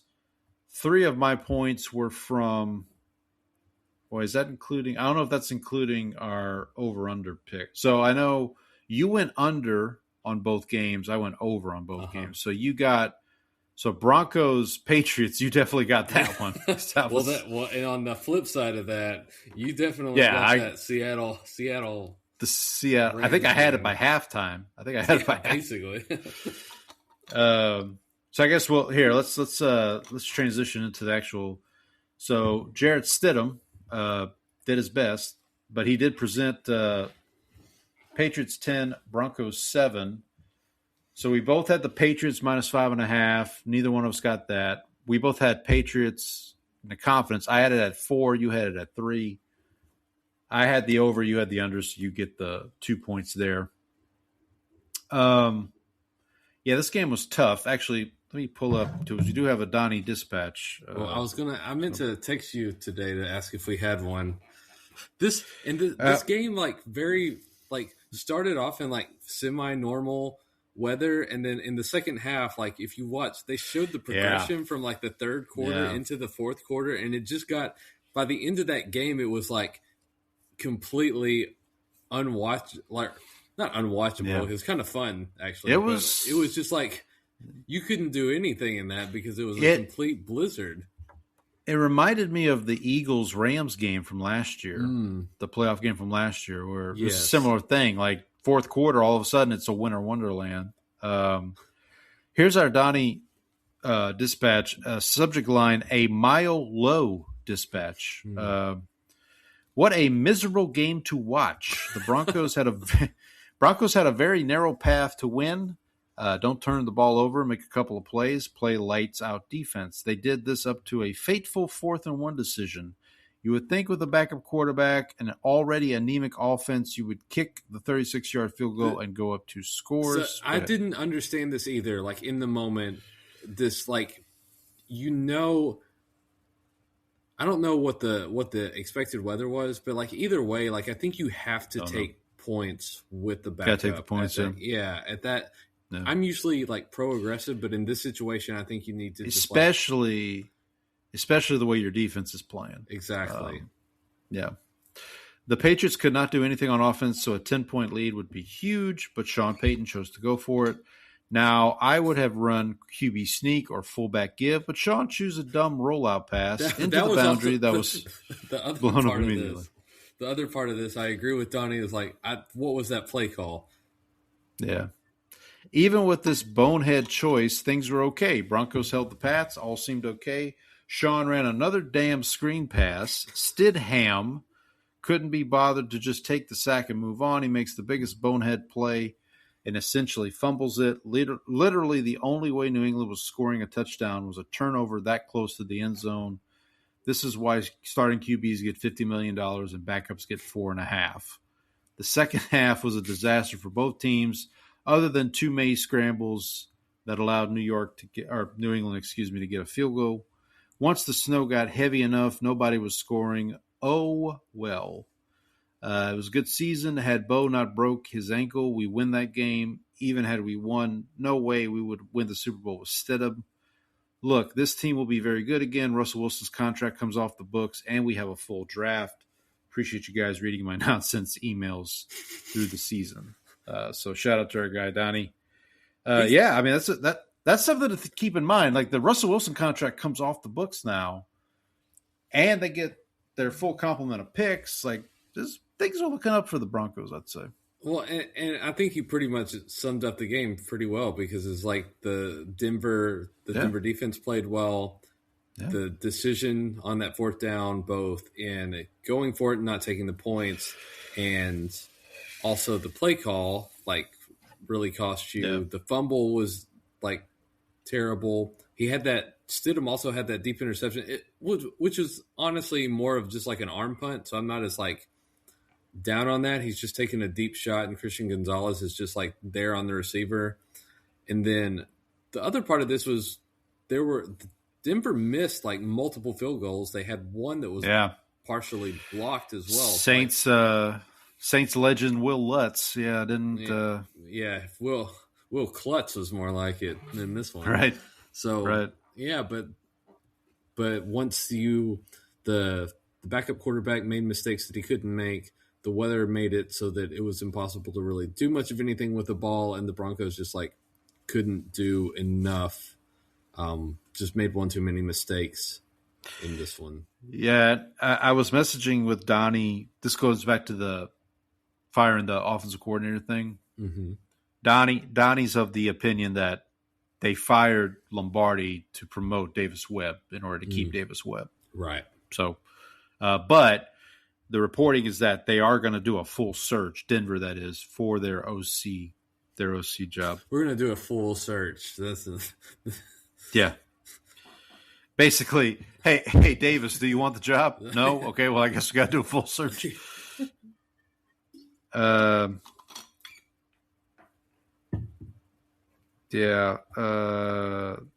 just going back because Donnie and I were messaging during the game. He said need to have a good draft, pick up one playmaker at wideout, or pick up a receiver in free agency.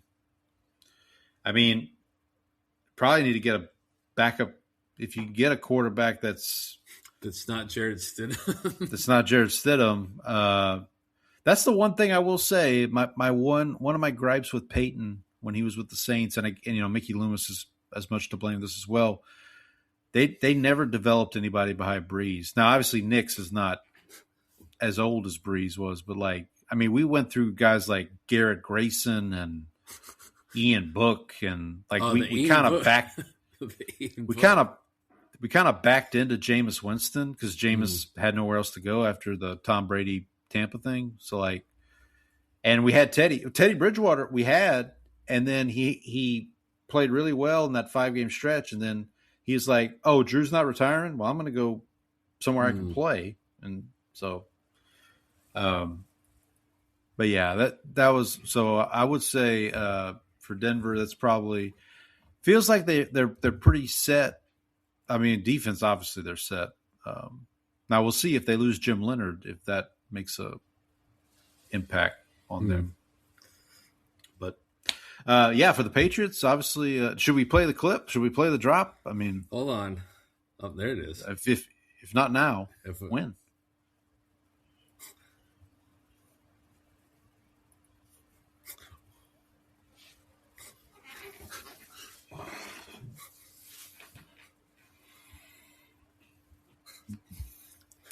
We should point out that.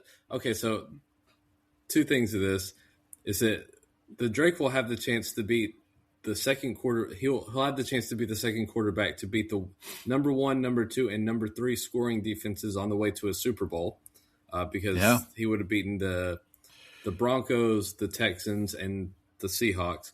But we should also point out that like the road to get here was not exactly. So the what's funny about this is, a couple weeks ago I said if Josh Allen could go through the gauntlet of Broncos, possibly Texans, or even the Patriots, but like Drake did it. Drake went through the Texans defense, the Broncos defense, and now Seattle's defense potentially. Yeah, he went through the Broncos defense because Jared Stidham fumbled the ball. I'll agree with you. I mean, the best. I mean, we looked at it. I looked at it this week, and like the best team they beat all season was Buffalo in the regular season by terms of record. Mm-hmm. Like they beat everybody in the NFC South, and everybody except the Saints was 8-9. Like they beat Carolina, they beat Atlanta, they beat Tampa. Those are probably their 3 best wins outside of Buffalo, was those beating those 3 teams in the NFC South. But look, you play who you play. Like you can't really. I mean, I can't fault them for like beating the teams that are on their schedule. I don't. I'm curious to see. Have you checked the line on the game yet? On the Super Bowl, is it 5? That's what I saw it at. Like when I looked, that's what I figured. I figured it'd be 5, 5.5, somewhere in that range. It might get a touchdown. It might get. Do you think it's going to get to a touchdown? I feel like. Well, I wonder how much. Do you think that the Patriots mystique like puts people, because that Broncos line came down, like it was 5.5 when we picked it. And I saw it on Sunday. You could get it at 1.5. Really? Like you could get it like Broncos. Yeah, like it got. I don't know if it was like the weather. I don't know what it was. But I wonder if that. Yeah, that's a good point. Maybe the weather had something to do with it. Now, obviously, this game, I don't think we have to worry about that. I think the weather in Santa Clara is going to be fine. But I think yes, the Patriots mystique, that might factor, and also too, like. All due respect to our good friend Trang in Seattle, this is still Sam Darnold. Like, I know, like, but you kind of have to like, are we going to see the Sam? Like, how is this going to? Like, will Sam Darnold? Did you fold? see Sam Darnold in this game, the game against the Rams? Because dude balled out pretty. He did. He did. Awesome on. But on Sunday. There's going to be the people betting who are going to be like, I don't know. Like, it was the Patriots were the team that made him see ghosts out there. So, by the way, this is the most. If you're a Jets fan, look away from this Super Bowl, because you got the Patriots, who you thought were on the rocks after the Belichick Brady era, going against Sam Darnold, who you drafted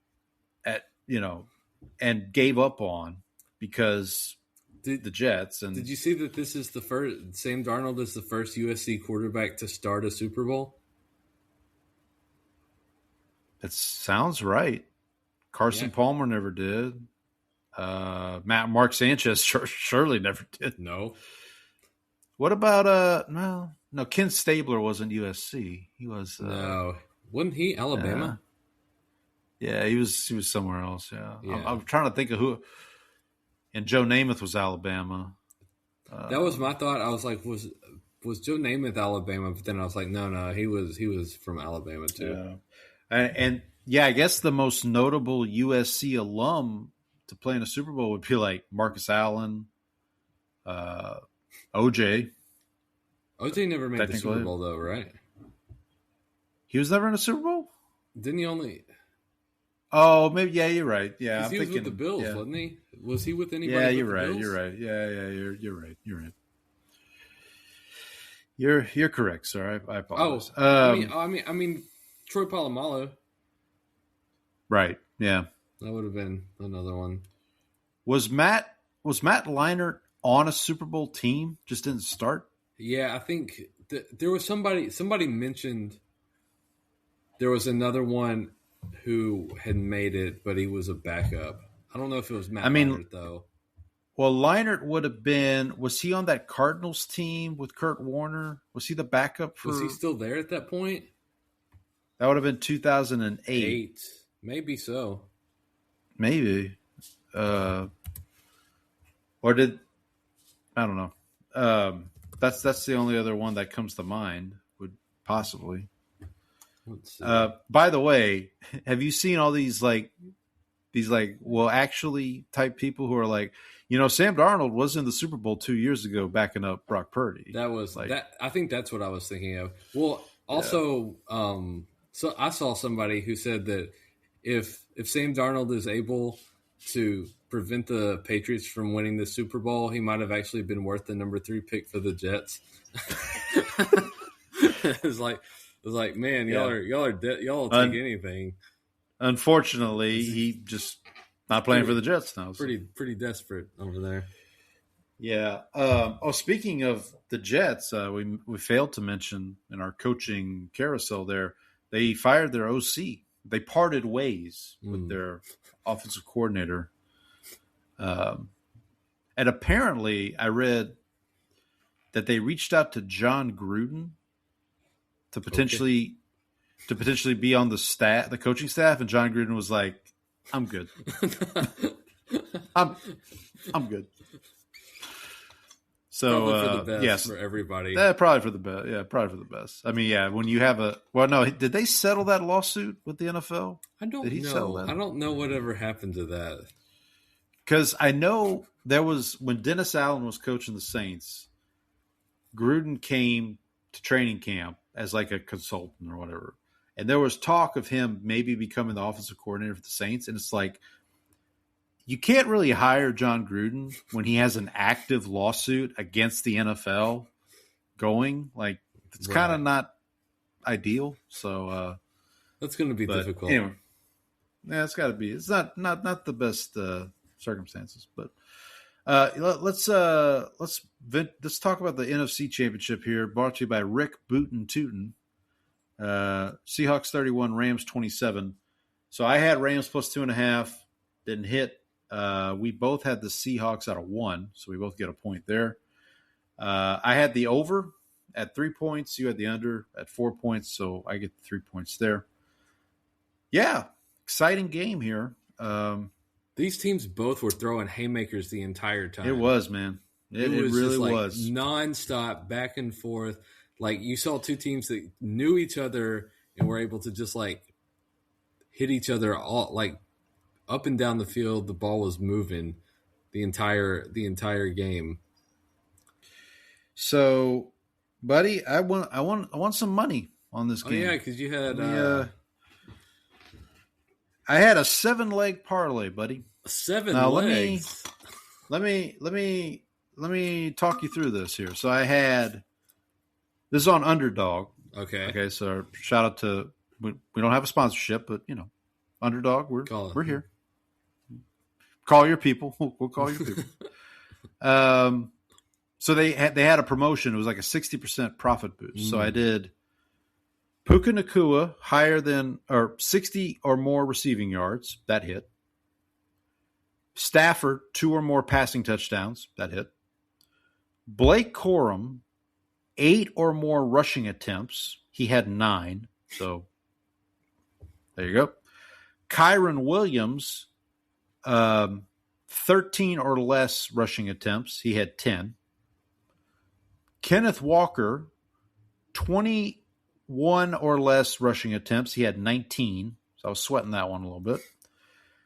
Especially on that last drive. Especially on that last drive. Yeah. You're happy that your boy Kubiak started calling play action passes on that one. That's where that actually factors into this last leg I'll get to in a second. But Puka Nacua less than 5.5 or 5 or less rushing yards. He had 4. He had a 4-yard run. I was like, stop. Throw the towel. Okay, so here's the one though. This is the one I was going to lose this on. Sam Darnold, less than 9.5 rushing yards. So at one point, Sam Darnold breaks off like a 14-yard run. Uh-huh. And I'm like, well, that's that. It. So the next play after he does that, he gets sacked for like a loss of like 5 yards. And I'm like, oh, I'm back. I'm back, baby. But then I remembered a sack does not count as rushing yards. Does not count as rushing yards. It counts as passing yards.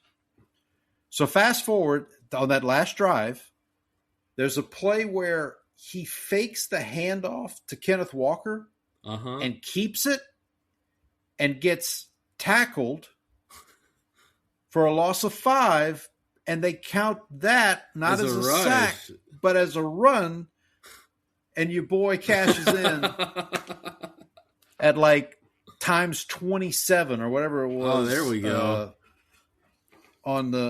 It was like, times almost 27. And the reason I bring this up, because I saw somebody on either Facebook or Twitter who was on the opposite end of this, who had over 9.5 rushing yards. They're and was not happy. They're calling it and trying to get that changed to a sack.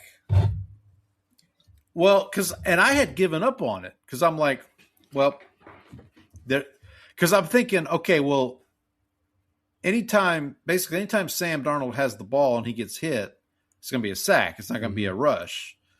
And so I had given up on it. And then right after that play happened, I just happened to look at the tracker, and his number had went from 14 to 9. And I was like, wait a minute. wait a minute. I'm back, baby. I'm back, baby. So shout out to the good folks there. So that's the biggest win I've ever had on any of these games here. But yeah, no, this game was exciting. Do you think?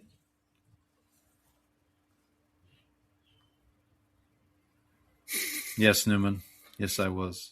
I almost called you to bring me my Son of Sam briefcase so I could. But yeah, no, this was an exciting game for both teams. So there was also there were a couple of points that I wanted to get to on this one. One was the taunting call, which I do not like. Well, I thought of our friend Trang though, because they called it on Tyreek Woolen, and she was all about. I was like, here we go. He needs to stop being a clown. He was not stopping being a clown. So I don't like that bailing that out. The Rams also, like, one of the big plays in this game was the muffed punt. And that was a big one that ended up, I think, swinging momentum. And then the other thing was when Seattle's up 31-20, and it's after that unsportsmanlike conduct call, the Rams score. And so it's 31-26. And I had looked down because I think we had Wednesday on the main TV and I was watching on my phone. And so I looked up and I was like, okay, they're going to go for 2 here in a second. So I look up back to watch Wednesday. And then when I look down, they've kicked the extra point.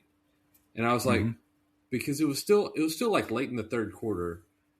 But I was like, don't you want to, at this point, I know there's still like a quarter to go, but like, I assumed that they would have gone for 2 there, but I guess like I guess McVay is also like just assuming they have enough time, but like I kind of thought that they would have gone for 2 in that situation. I'm just checking here. So they scored. The Rams scored with 2:06 left in the third quarter. Mm-hmm. I think that's close enough to the end of the game where you need to start thinking about like, hey, you know, if possessions start getting a little bit more, or if points start getting a little more scarce, we should probably, because in that situation, even if you miss it, you're still going to need a touchdown at the end of the game to win. So, like, I don't think I should also mention, we talked about from Seattle's perspective, who is their kind of big game players. Jackson Smith and Jigba, man. Yeah, that out of his mind. Dude. Out of his mind. 10 catches, 153 yards. Had a one-handed catch. Like, just made it look easy. I mean, it was insane. You know, he's the first receiver to have 10 catches and 150 yards in the championship game since, I want to say it was Julio Jones in 2016. That sounds right. I think that's it. And I obviously feel good for Rashid Shaheed, who the Saints traded to Seattle. You know, I think it was a win-win for DeMarcus Lawrence. DeMarcus Lawrence. We each got a guy. You know. Hey, there you go. We each got a player, and then we've also each got a coach, because you got Clint Kubiak, and then Aiden Dirty, who is the right. Technically the defensive coordinator. We all know that's actually Mike McDonald's defense, but he is the defensive coordinator for Seattle, former Cowboys. Talked about that last week. Yeah, talked about that last week. I think I texted you at one point. I don't know if it was you or somebody else. And I said, either of these teams is going to just whoop the Patriots. Oh, yeah, right? yeah. It feels like that. I will say, though, like, I remember the year that the 2015 Super Bowl, when the Panthers were 15-1 going into the Super Bowl against the Broncos.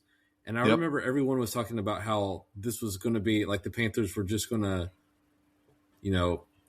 kind of waltz to a Super Bowl there.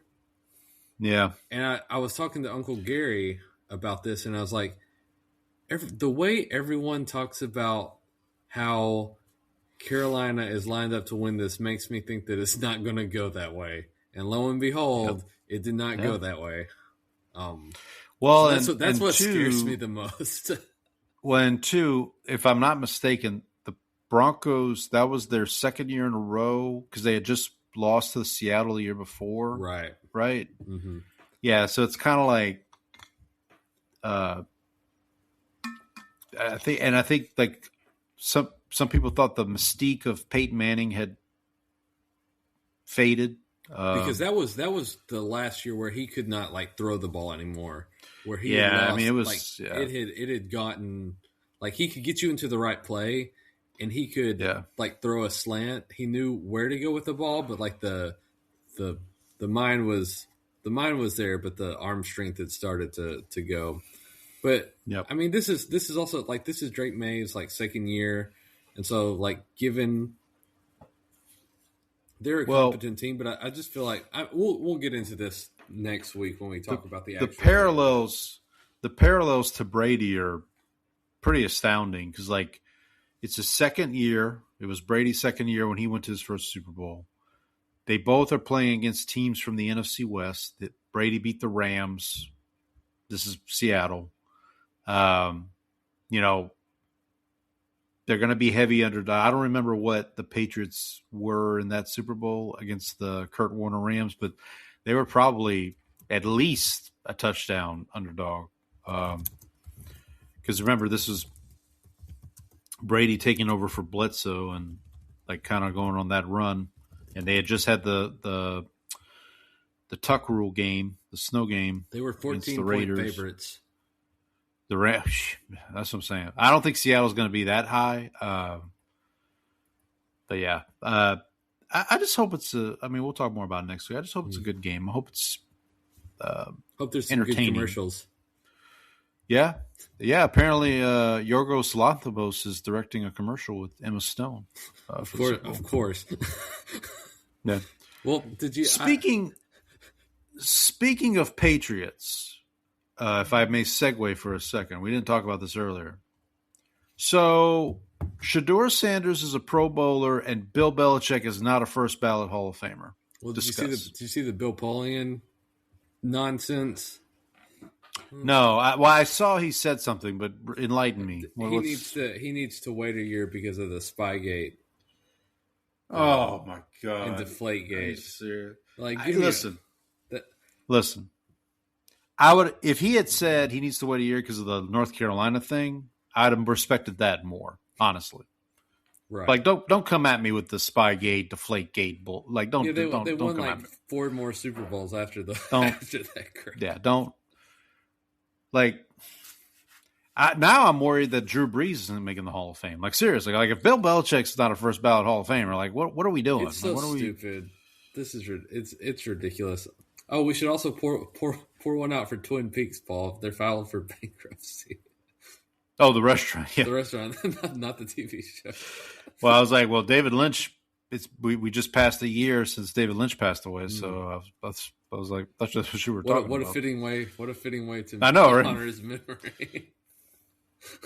Yeah. So good night, everybody. Good night. Yeah. Good night, everybody. Yeah, but Belichick not getting in. Yeah, I didn't see the Polian thing, but it's stupid.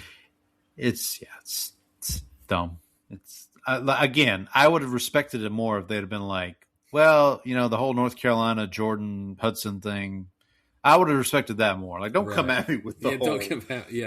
Don't bring up that nonsense. And I'm not a Patriots apologist by any means. Like, I'm not caping for them, but like, just so okay. So is Brady going to have to wait a year now when Brady comes up for? He did deflate those balls. So I mean, what you going to do then, Bill? Yep. What a greatest quarterback of our lifetime, and you're just going to make him. And I'm saying this as a Saints fan who he has to pay his penance, Paul. Man, fine. If you can't do the time, don't do the crime. Is Drew Brees going to have to wait a year because of Bountygate? Because like he was involved. Nah, I will say, and I don't know if.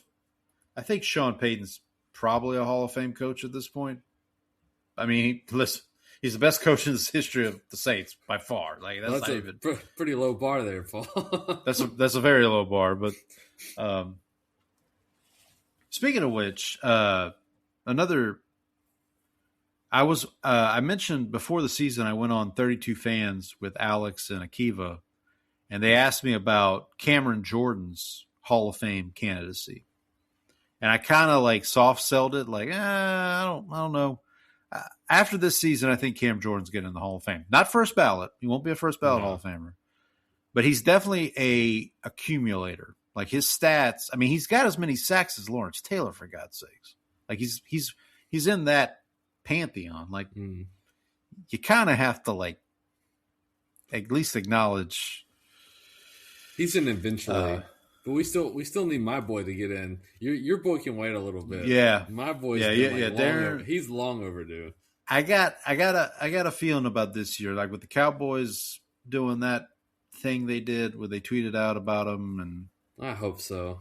We'll find out in about a week because they do the announcement right before the Super Bowl. So, I hope Darren gets in. That'd be cool because then hopefully, obviously, I hope Breeze gets in, and then Darren Woodson gets in. We'll both have.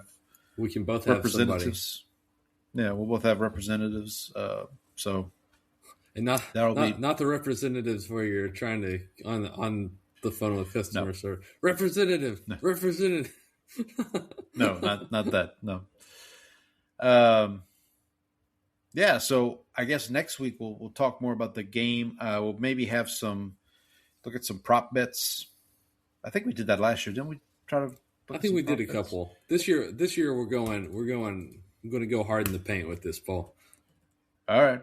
Well, speaking of bets, let me pull something up real quick. I should also mention that I texted you about this.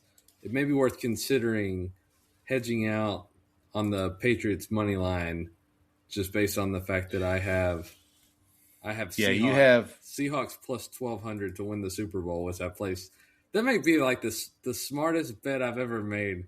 The Seahawks plus 1,200 like a couple of months ago. That's pretty good. And I meant to bring this up with Trang last week. Like, the Seahawks, like going throughout the summer, it was like Rams, 49ers. Like those were the two teams in the NFC West.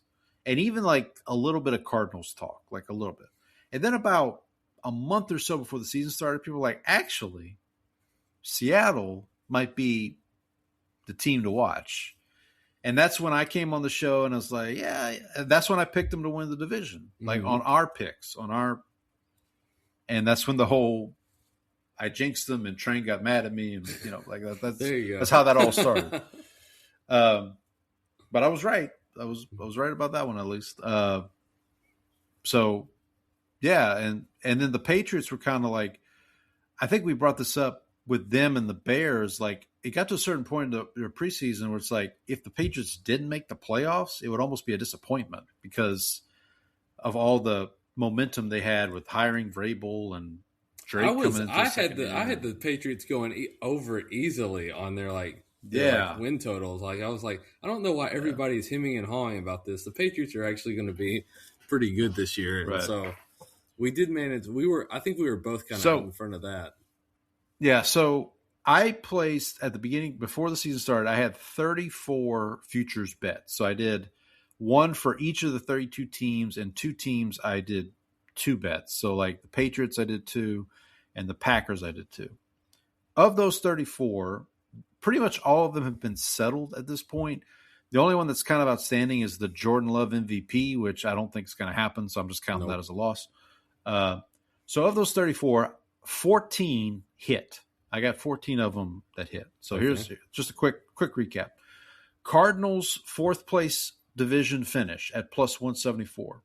Rams lose in the conference championship at plus 860. Broncos division winner plus 300. Raiders split with the Chiefs plus 250. Panthers win the division plus 390. Bears win the division plus 420. Smoke them if you got them. Yeah. Lions missed the playoffs plus 156. Bengals missed the playoffs plus 124. Steelers win the division plus 550. Cowboys, sorry, buddy, under 7.5 wins plus 133. Giants, 1 win in the first 5 weeks. That's 1 win exactly in the first 5 weeks, plus 230.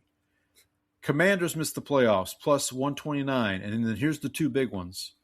Patriots, first place in the division, plus 470. Patriots division winner, plus 510. So total winnings there of 6,096 rebet coins on a 3,400 There you wager. go.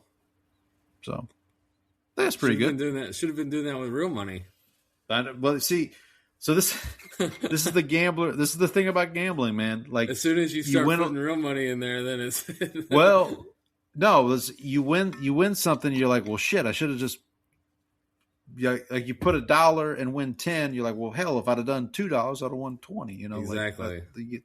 Getting that logic. That's how I am with like some stocks. Every now and then I'll put a couple of bucks in just like some penny stocks, and if it like goes up, it's like, why didn't I put my entire portfolio in this? And then when it goes down, it's like, well, I'm really glad that I was wise with my money and didn't put it all in that. The robot butcher. That's the robot butcher. There you go. I tell you, those trips are relationship killers. I'm picturing George sitting there with the cigar. And it's just like that's a season 1 episode. That's the stock tip episode. Yeah. So I think I did pretty well there. Let me pull up real quick. I think we did this at the end of the regular season, but just to recap here, since we are now only 1 game left until September. Okay, so AFC East, we both had the Bills. Wrong. AFC North, we both had the Ravens. Wrong. AFC South, I had the Texans, you had the Jaguars, so you got that right. AFC West, we both had the Chiefs. Wrong. Wild card teams, we both had the Broncos, so half right. I had the Steelers, so I count that as a half right. You had the Chargers, kind of a half right. We both had the Bengals, so. Wait, I had the Chargers as a wild card. That's wild right. card. That's correct. Yeah. That's not a half right. Oh, that's right. Yeah, because the Broncos won the division. Yeah, you're right. Okay, my bad. Give me some credit, Paul. I'm sorry. As bad as our predictions were, give me the one that I got right. Well, we'll get to the really bad one here in a minute. NFC, we both had the Eagles in the East, so we got that right, much to your chagrin. We both had the Packers winning the North, so half right, because we both had the Bears as a wild card, so kind of came out in the wash. We both had the Bucks in the South. That's wrong. I had the Seahawks in the West. So you had the 49ers. Which so the 49ers won a lot of games and right. So I had the 49ers as a wild card. So and also the Rams thing, I was like, what if Matthew Stafford's spine falls out of his body? That was Matthew Stafford was taking epidurals in the preseason. He was in the immortal chamber. What are we talking about? How am I supposed to bet on that guy? I technically had all three NFC wildcard teams. I had the Rams and the 49ers. I had the Bears as a wildcard team, but I had the Packers as a division winner. So I count this. I feel pretty good about my NFC picks. Now, our Super Bowl picks were Bills Packers, so obviously that's not going to happen. At least they made the playoffs. Yeah, but I tell you what, buddy. The Bless Dem Boys curse. Coach of the year. I had Sean This McDermott. Is the good one right here. I had Sean McDermott. You had Pete Carroll. So both of our coaches of the year predictions got fired. They were not got coach of canned. the year. Offensive player of the year. We both had Jamar Chase. I don't think that's going to happen. Defensive player of the year. You had Will Anderson, which I think that's going to happen. No. Myles Garrett. Yeah, Myles so the Garrett, thing was that he actually any other season he might have had a case for it, but the fact that Myles Garrett got the sack record is there's no way that he gets it. Yeah, I had Aiden Hutchinson, so that's not going to happen either. Offensive rookie of the year, I had Cam Ward. You had Ashton Genty. Hey, it might be Tyler Shuck. Who knows? Defensive rookie of the year, we both had Abdul Carter. I don't think it'll be Abdul Carter. Who's the defensive rookie of the year? Eamon Wari? No, there was somebody. No, Schlesinger. Oh, Schlesinger, yeah, from Cleveland. That's comeback player of the year. You had McCaffrey. That feels. I think he's the favorite right now. I think that you're probably. I had Aiden Hutchinson, but I think you got that one, buddy. Protector of the year, I had Lane Johnson. You had Penei Sewell. I don't know who. I don't know who's going to have. And then assistant coach of the year, I had Saleh. You had Flores. It's probably going to be. Who did I see the other day? So Christian McCaffrey is the favorite with odds from minus 700 to minus 4,000. Jesus, that's pretty. I think I got that. Pretty good odds. I think you got that one, buddy. Here you go. Who do you think the betting favorite is for Super Bowl MVP right now? According to Rebet. Sam Darnold. Sam Darnold plus 130. Drake May plus 230. So, yeah, a lot of these futures bets are related to the Super Bowl, so we'll look at those next week. I was looking for, I guess. I always like to sprinkle a little bit on first touchdown people. Because those are you can get people for plus 1,700 or plus 1,000. Just get a little action. And just to go back to what we were talking about a minute ago, Rebet has the Seahawks minus 5.5 right now. Okay. So Everywhere, a bunch of books are still at 4.5. 45.5 is the over-under right now. Mm. So,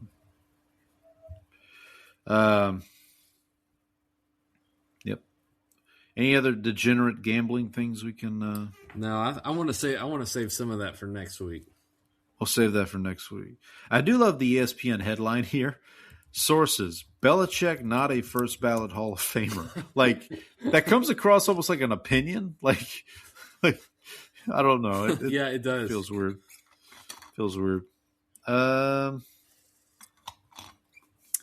I talked about the Oscar betting odds. Might as well pull them up here while I'm on Underdog right now.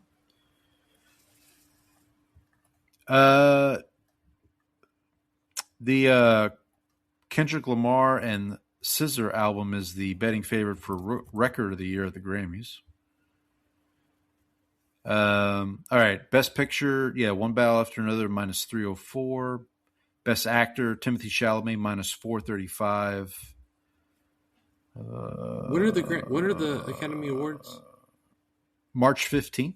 Oh, we got a while. Oh, that's right. You said it was the day before your birthday. Best Director, Paul Thomas Anderson, minus 2,000. Yeah, so that's Best Cinematography, Sinners, minus 286. Ooh. Best Film Editing, One Battle After Another, minus 213. These are on Underdog? Yeah. Okay. Best Supporting Actress, Tiana Taylor from One Battle After Another, minus 455. Best Actress, Jessie Buckley. You want to take a guess what the number is? Minus 350. It's big. Oh, never mind. Minus 2,500.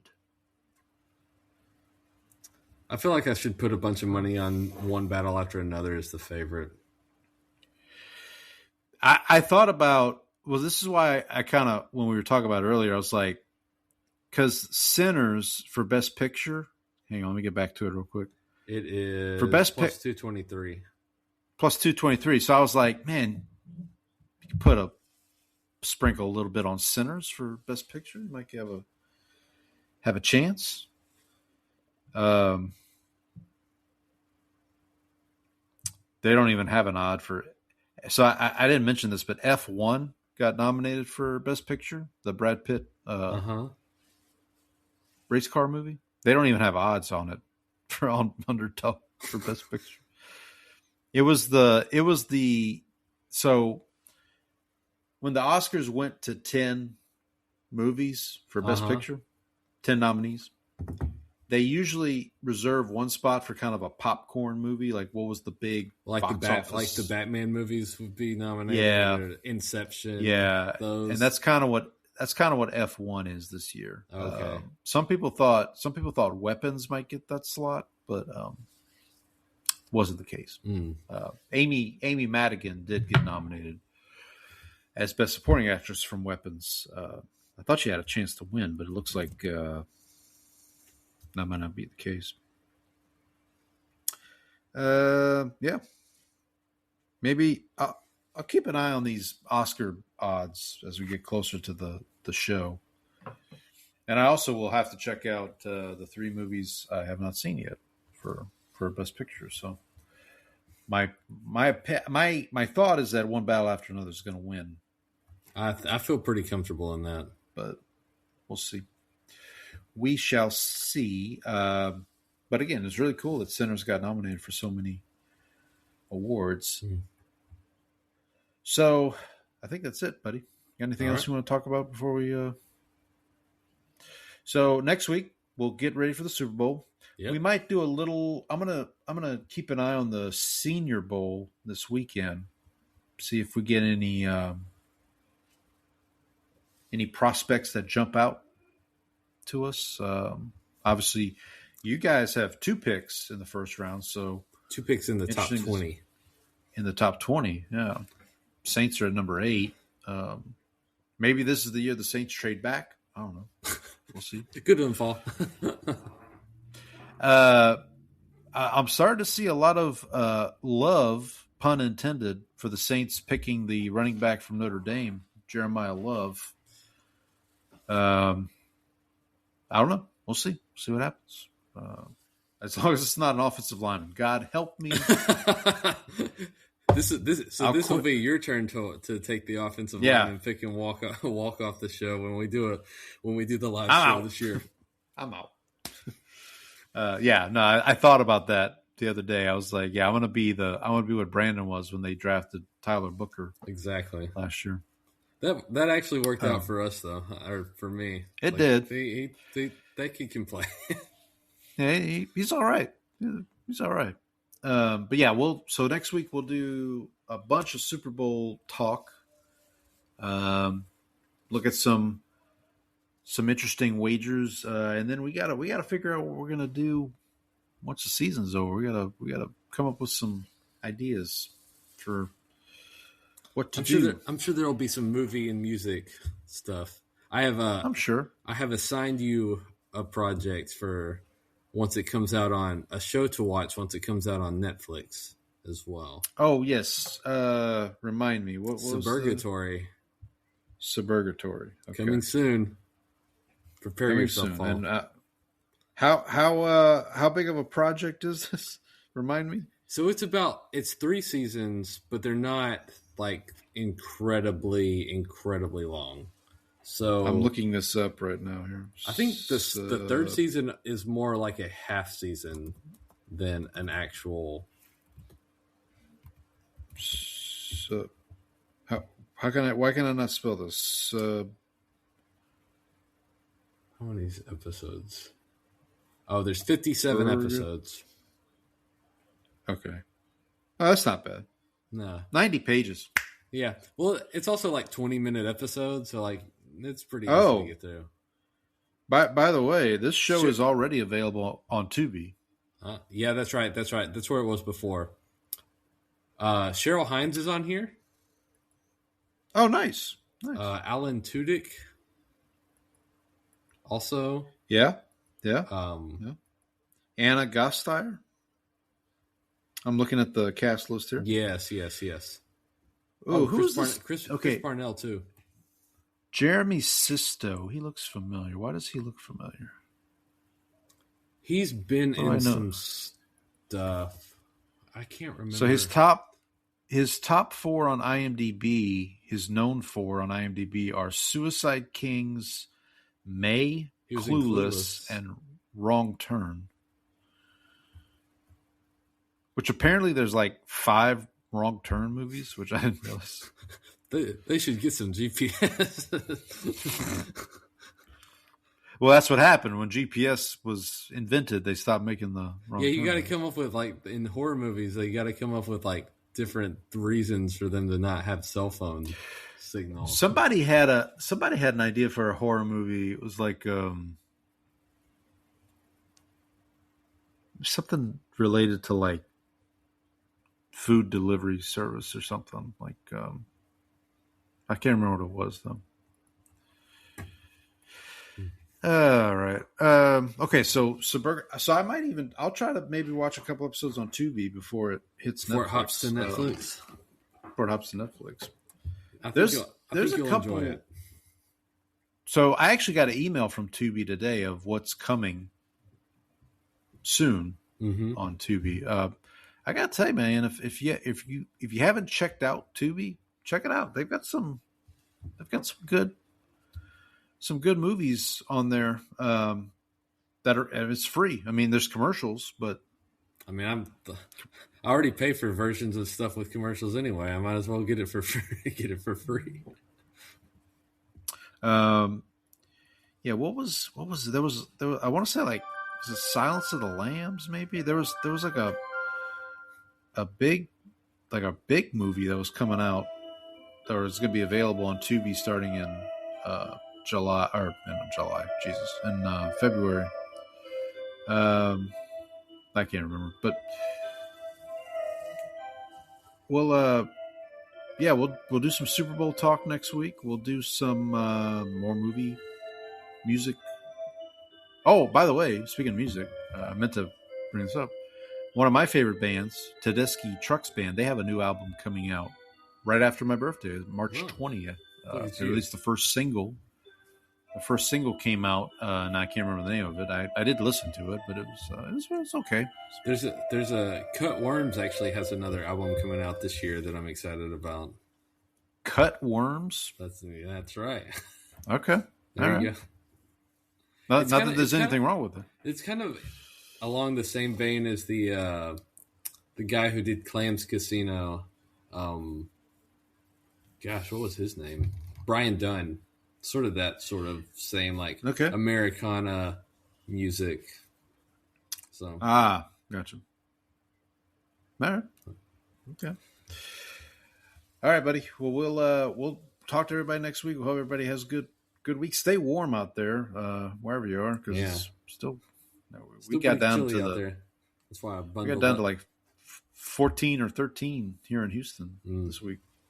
And we got off easy compared to some of the other places north of us. Yeah, we really did. I know Dallas got hit pretty hard.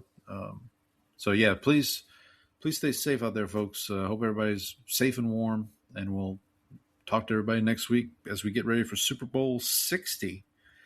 But until then, happy football, everybody. Happy football. Oh, it worked this time.